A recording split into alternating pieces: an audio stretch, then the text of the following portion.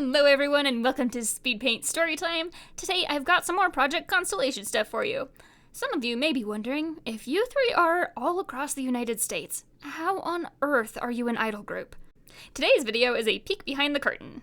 First things first, we have a whole Discord for the three of us to organize things. We have sections for song ideas, editing work in progress, costumes, different events we're doing, and more.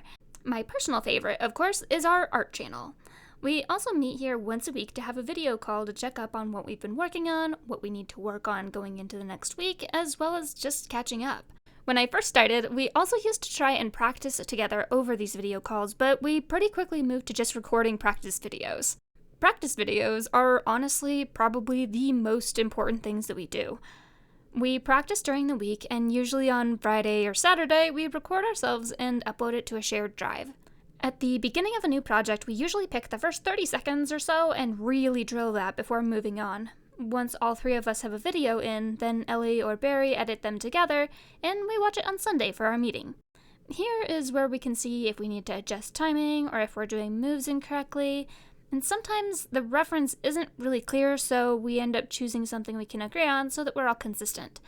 This is so helpful when you're doing a long-distance group, but can also be really helpful if you just don't have access to a mirror to check yourself. I filmed myself once a week when I was working on my Shioriko dance cover last year, and it helped me see what moves I was doing weird so I could correct it the next week. I feel like often as human beings we don't fully recognize what our bodies are doing, so it's nice to be able to see it. For audio, one of us records at a time, and we pass it along until we've all recorded. I don't think this one is too much different than most people who don't have access to a studio, but typically, whoever wrote the lyrics goes first to record a demo pass to make sure we're all singing the lyrics as intended, and then the other two follow suit. Once everyone has recorded, we all listen and make notes to see what things need changing. Lately, we've been splitting up harmonies, whereas Ellie originally sang most of them.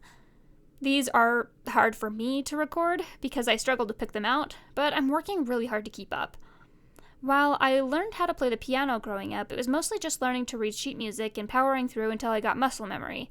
I never got much musical training past that, and I quit piano lessons fairly early on. That aside, when audio is done and we've learned the dance, then it's time to record.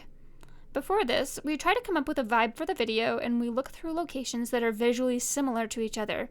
This can be pretty difficult as our three states are pretty different landscape-wise, but I feel like we manage pretty well. More recently, we've been having whoever films first be our template for how far away from the camera we are. We also put together a shot list so that nothing gets missed. Ellie does a lot of this organization work as the leader, and honestly, as the most organized of the three of us, and I'm very grateful. I do sometimes wish there was more I could help with. It's part of why I work as hard as I do on the art and the lyrics when it's my turn. Plus, I just enjoy it. I have been learning some more video editing, going through my old stream archives and with the Love Live project though, so maybe someday I can add helping with the video to my list. After the filming is done, we cull the footage and it's off to the editing board. I'm always in awe of what Ellie and Barry can do here.